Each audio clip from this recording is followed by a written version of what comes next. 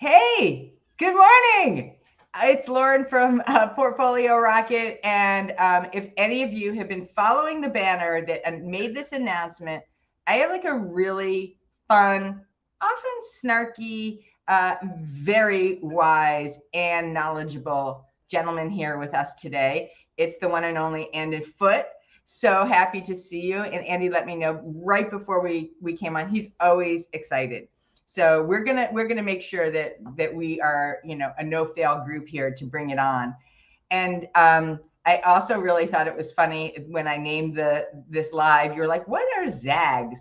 I'm like, "Come on, Andy, you're so cool. You like get in with the slang." So the name of this episode this morning is called #Zags. You need to snag. So basically, what I'm talking about here is how and why hashtags are such a big deal for LinkedIn, and why they are a big deal to anyone who is creating content, generally speaking, on the platform, and so on. I'm just going to do a quick intro for Andy Foote, in case there's a person on the planet who does not know him in the LinkedIn metaverse universe. Andy Foote came to me when I started getting involved with LinkedIn outside of my 10 years on recruiting. And he was the go-to person. People are like, if you have a question, go ask Andy. If you have a question about the algorithm, go ask Andy. And all I did was hear about Andy. I've never met Andy in person. I did one time offer to shovel his driveway, true story.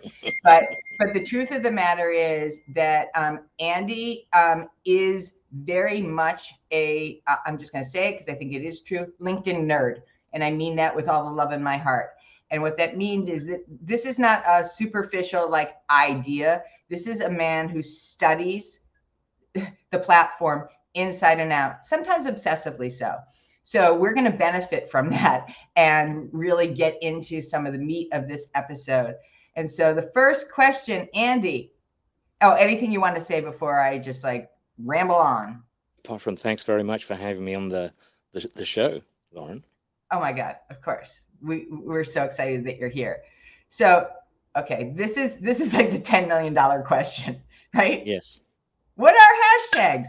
I mean, we know what they are, like Yeah. that symbol and all that, but what are they? Like if you had to give like a description, help us out here. Yeah. So hashtags are really a form of indexing.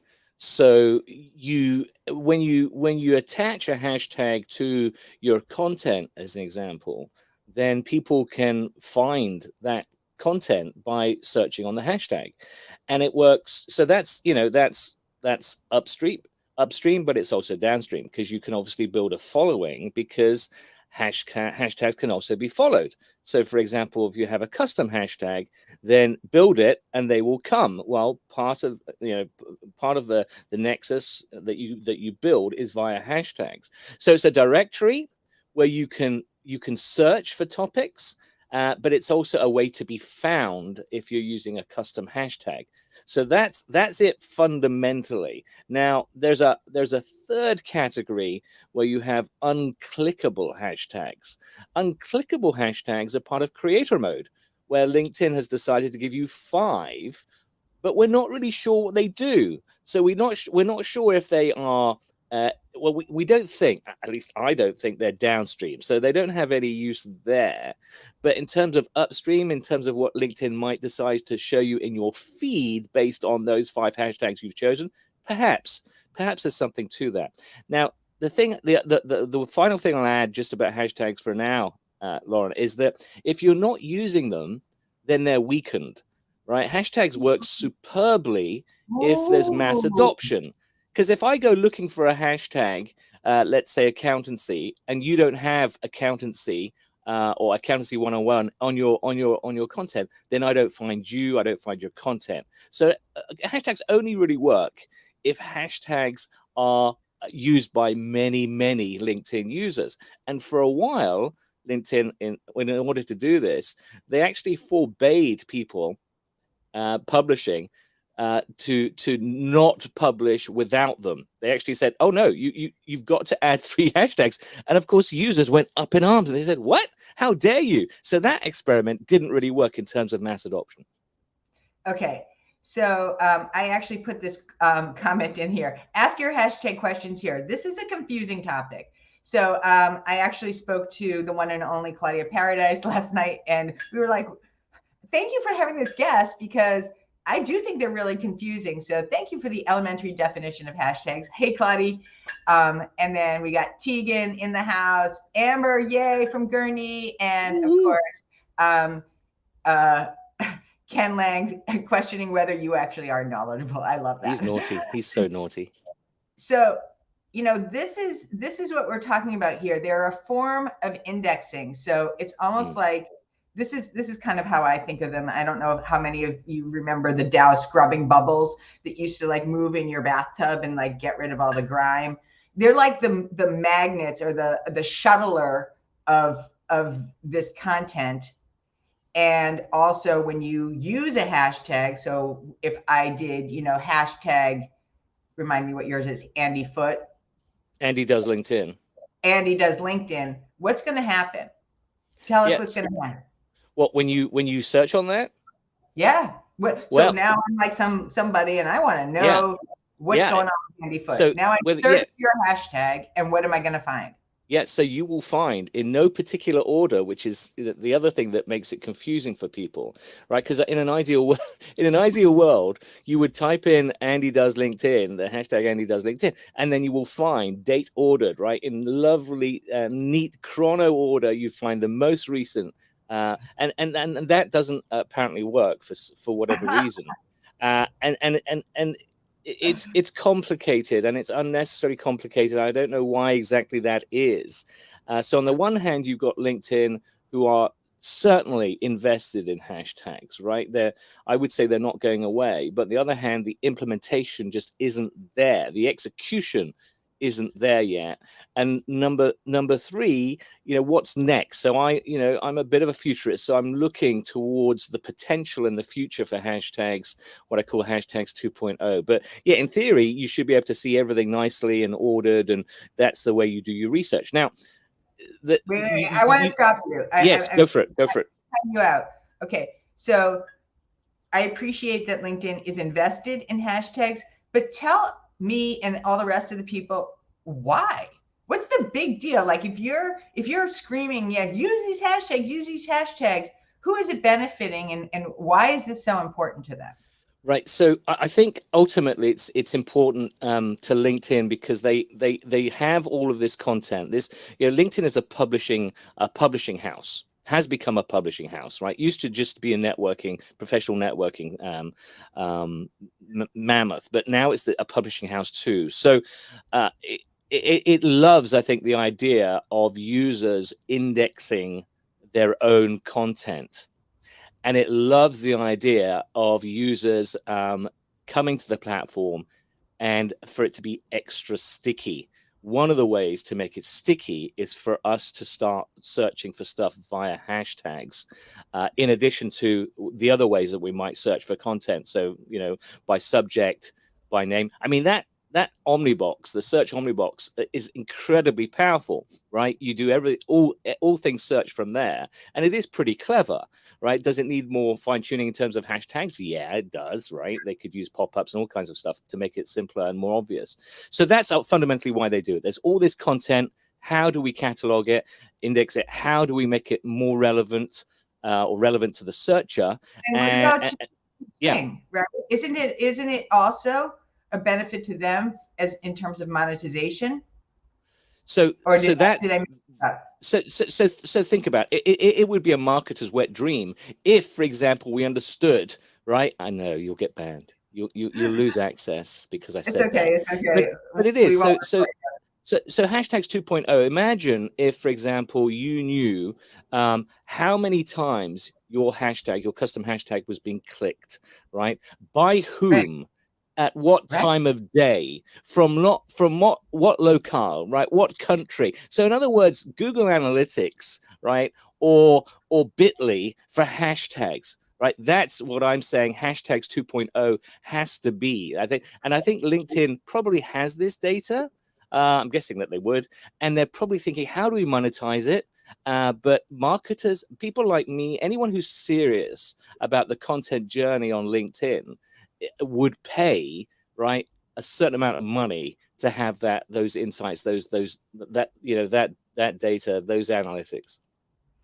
Okay, so you've just cracked this nut. I'm actually going to put this up because even though I know that we've been circling this topic, um, I want to understand if I don't know what hashtag 1.0 is, help me understand what 2.0 is, right? And Right. why is So that a game changer any yeah, more than what we have so now?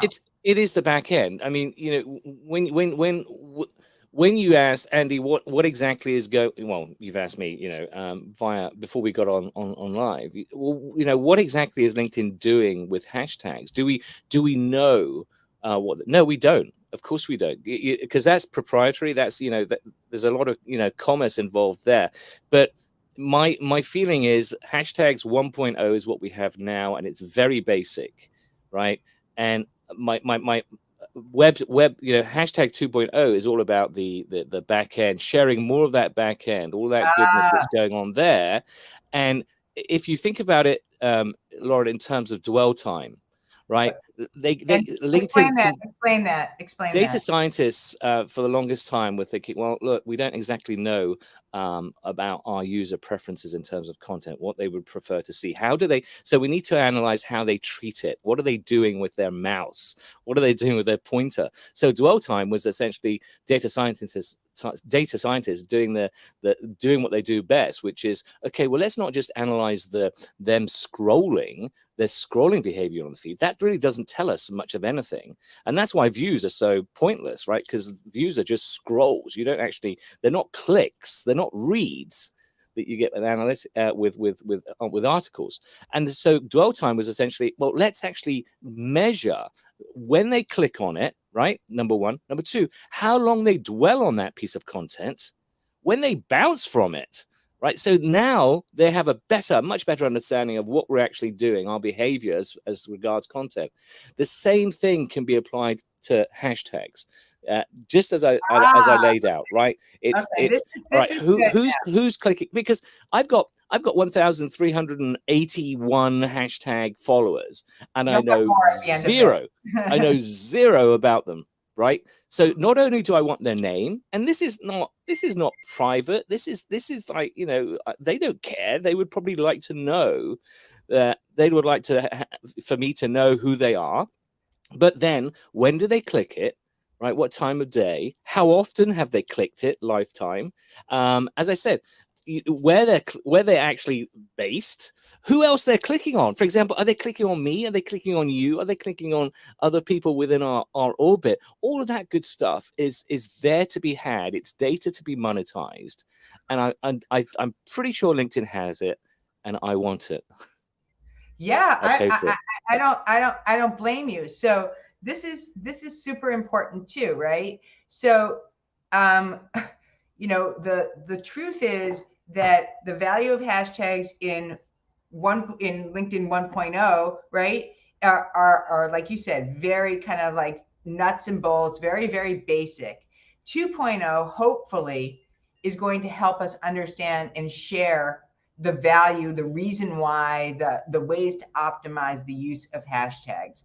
And for any of you who you kind of glossed over a little bit of this term called dwell time, it really isn't that complicated. It's how long people are staying on your content. And whether you're a content creator or a job seeker, you know that your profile maximum 5 to 7 minutes and 5 to 7 seconds, right? It's fast. It's fast. 5 to 7 seconds, blink, stay or scroll. So when you are able to increase the dwell time, be it from your content or other pieces of your profile, you're essentially creating a stickiness. It's like a long, it's like a massive post-it. Right? And these people are coming there and essentially they want more.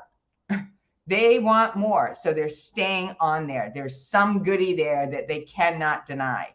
So that's something for us all to aspire to. If you're going to bother to put your profile up there and you're going to bother to write content, invite people in and have them stay and keep them welcome. Serve coffee. So that's my or kind of, Earl Grey. or Earl Grey, as you wish. And so, please ask questions. This is a great time. I know that there was one here. I saw it earlier, and it was asking specifically about which is the most important hashtag to use. And so I'm curious what your thoughts on that were because I can't imagine. Oh, this is a good one, Ken Lang. I'll just put this up here right now. Thank you. Are hashtags searchable in your about section? Important question.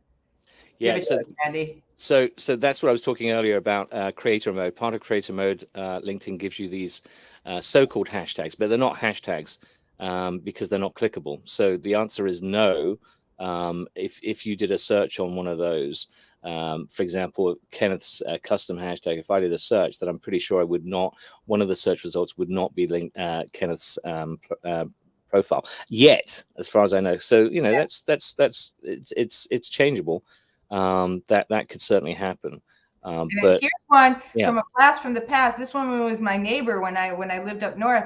Hi, Galat. I'm so happy I saw this. How do you determine what's the most crucial hashtag for your business? Well, the most crucial hashtag is undoubtedly your custom hashtag, because if you build it, they will come. And then when they come, and guess what? Perhaps it becomes this game changer, Gilat. If hashtags 2.0 ever becomes a thing, then you've already built it. So let's say you've got over 1,000 followers of your hashtag. Suddenly, you now have this other tribe, or part of a part of your tribe that knows and understands and uses hashtags. Then now they're revealed to you. So that's the most crucial one: is you build it regardless. And it's a hedge. It's a hedge. Mine, big surprises, Portfolio Rocket. And so you'll see at the end of people's content, follow this hashtag. Yeah, so it's a hedge. Yeah. And you simply do it by you start using it. That's how you create a hashtag. It's the weirdest thing. You just start using it, and suddenly it's created.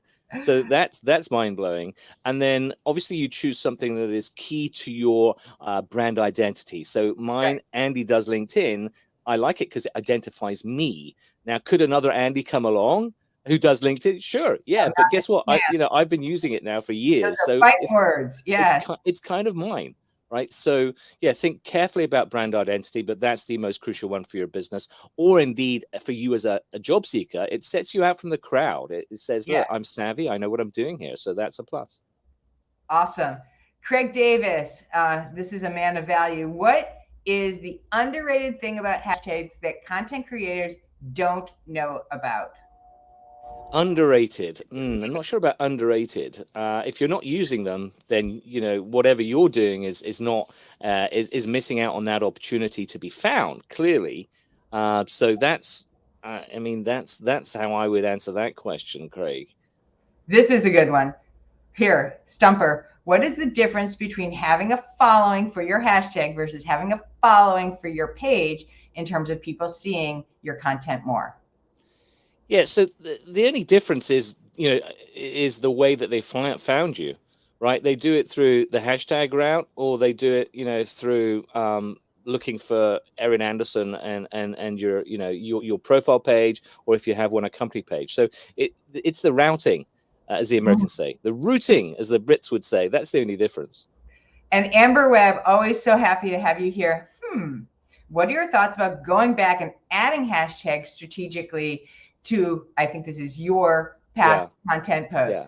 So that's very smart. It's a great thing to do, because what Amber's doing therefore is thinking, you know what? I think I want all of my content to be searchable via hashtags. In order to do that, you go through and you make sure that they all have sufficient hashtags. So 3 to 5, 1 your own custom hashtag, 2 maybe niche, and the other 2 maybe with super large followings. So I want to ask a question about this, because there's some word up on the street or best practices, when you are using your 3 to 5 hashtags, what is the best way to display them in your content? I Right. have been So told to yeah, stack them. who told you that? I don't know. I I can't. mean, that's what by stack. You mean keep them instead of interspersing throughout Well, not the only body? interspersing, but Yeah, also putting yeah. them in a long line to stack them like a column versus. I like to do that. I think if I analyze it, I like to think, okay, now you've read the body of the the body of the post. Here are the relevant. Here's the relevant hashtag section, and that's the way that I do it. So I quite like doing that. And then I also think, well, if they're going to click, they might click on, maybe 2 or 3 in a batch instead of stopping their reading progress throughout the body of the post. So that's possibly why I do it. But that's been my convention, and it doesn't really matter if you want to intersperse or you want to stack. Either of those would work, um, depending on how you want to define work. Okay, I'm going to just say stacked is a preferred way of displaying at the end, right? At the end of your content. It's not preferred though. It's either or. It doesn't matter. It doesn't matter. Okay, nebulous. And so I want to go back to some of the other questions that we had because there are some really good ones in here from the comments. I like this one too. How many hashtags do you recommend using? As I hear that 3 is the most you should use because any more than that, and the algorithm will ignore you. Right. So LinkedIn rarely gives specific advice, but they did about 2 years ago. A guy called Pete Davis, who used to work for LinkedIn, doesn't work for them anymore. He came out and said, "Look, it's 3. It's 3 hashtags, no more than 3, folks." And that was it. That was law. Since then, a guy called Richard van der Blom, who he researches the heck out of the algorithm, and he does a Yeah, great he's been service on for. here, He's Sir Richard. superb. He's a friend, but he does a great service to all of us content, who are serious about content on LinkedIn, to analyze what actually is going on based on his research. And his research most recently has shown actually the sweet spot is 3 to 5. So 3 to 5 is okay. I tend to do 3. I stick with 3, but 3 to 5 is fine. More than 5, he has shown that you actually get a drop off in reach. So Mm. actually, LinkedIn might decide, you're a greedy hashtag user. How dare you? No, no, no. So we'll cut your reach. So don't do 7. Don't do 15. Do 5 if you must. But 3 to 5 is I think a good And that's 3 to 5 number. in total. So if you're going to Total. go Now, within any yeah. one given post. Total. Now, if you want to put more in comments, then that's fine. I don't think that's going to ding you. I think LinkedIn algorithm is fundamentally looking at the post itself rather than anything else that is attendant to it. Shameless plug to follow your hashtag. I'm curious what you think about this idea. I've talked about this with job seekers. Is to include your custom hashtag on your resume. Yeah, I think it's a great way, as I say, of showing that you are savvy about how LinkedIn works, but also you're giving them an additional opportunity for them to research you. So it does those two things. I think it's powerful. It's worth doing. And let's say it's a recruiter that goes, or a hiring manager that goes, what is this? Then you've educated him or her, and like I say, it's a positive. So what that also means is when they use that hashtag, they're going to be able to see, time saver for them, right? All the catalog of what you've done. Well, You always not in an nice ordered way, but that's on okay, LinkedIn. sorry. That's not on the user. That's on LinkedIn. But yeah, it's there, and it might be in weird order, but they'll find some of your stuff. Okay, they'll find some of your stuff. Yeah. I mean, I'm really, I love that you're talking about this, and I'm sure that this evolution of hashtags, 2.0 and 3.0, et cetera, is incoming and valid. But this does, Andy, seem like a lot of work. And so for like, I guess it doesn't take that much time, but even still, I'm appreciative of this knowledge because I think it's important to have a base, especially as their investment increases. But man, had you not been here and cracked this open, I think that they would be adding more to the confusion than necessarily to the solution. And so I think that there's a lot that we need to kind of keep our eyes and ears open for with hashtags. Don't ignore them. Don't ignore them, but also please don't get obsessed with them. Leave that to Andy. Yeah, I mean, I like them because particularly because of the followship, Lauren, that comes with them, that you can trace the popularity. So, for example, I've been monitoring LinkedIn audio and LinkedIn audio event. Those seem to be the two most prominent hashtags, and I've been looking at that in comparison to Clubhouse, which has some 25,000 followers since it's started building on LinkedIn. So to me, it's a fascinating way to see the popularity, the ascent, or slowdown in terms of followership, broadly speaking.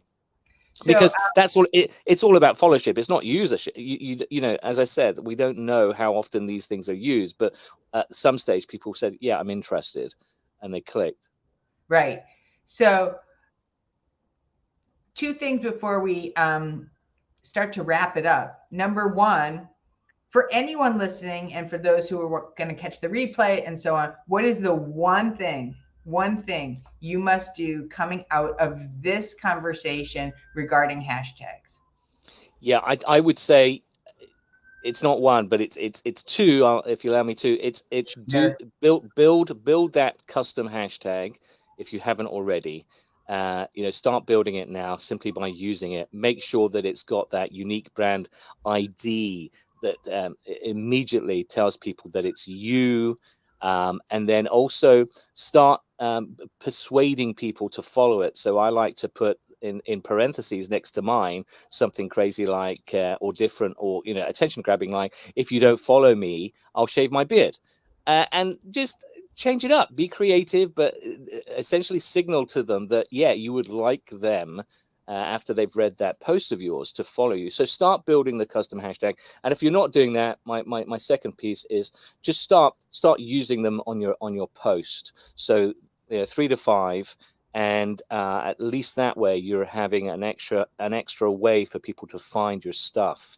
And in fact, if it's niche, if it's a small group of muscular people, muscular interest, right, that are emotionally connected with a particular topic, guess what?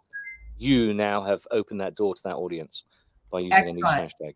And then the last thing we're going to do is we're going to do some celebration for all the work that you've done regarding hashtags. So please talk about your recent post, the slider that you put together, and also what people can get for free and what they can get for paid.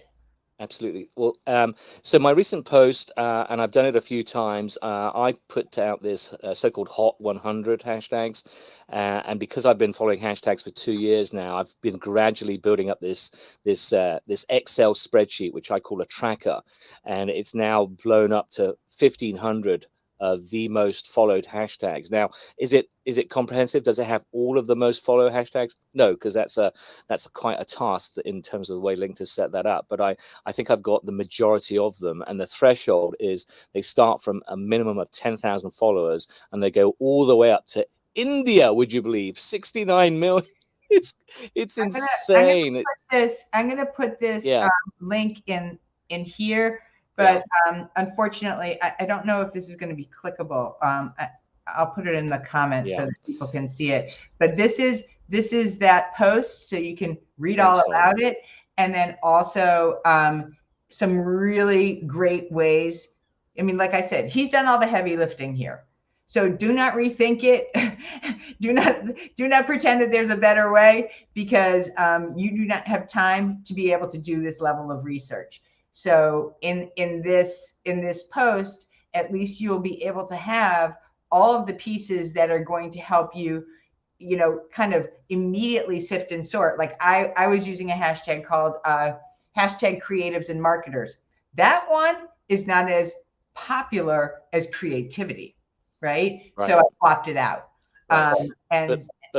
But popular is, I mean, hot is also problematic. At one stage, people clicked on follow. What we don't know, what only LinkedIn knows, is how truly popular a particular hashtag is. So Right. must be very clear about that. At one point, yes, people signaled an interest because they followed that hashtag. But how often they search upon it, how often they use it in their own content, we don't know that. LinkedIn does. That's hashtags 2.0, hopefully.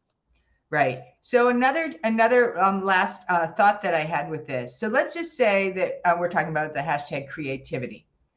So if I'm a job seeker and I want to find out who else is in the world of creativity, I might try that as a way to filter and catalog or categorize other people that are kind of like practitioners of this. Yes?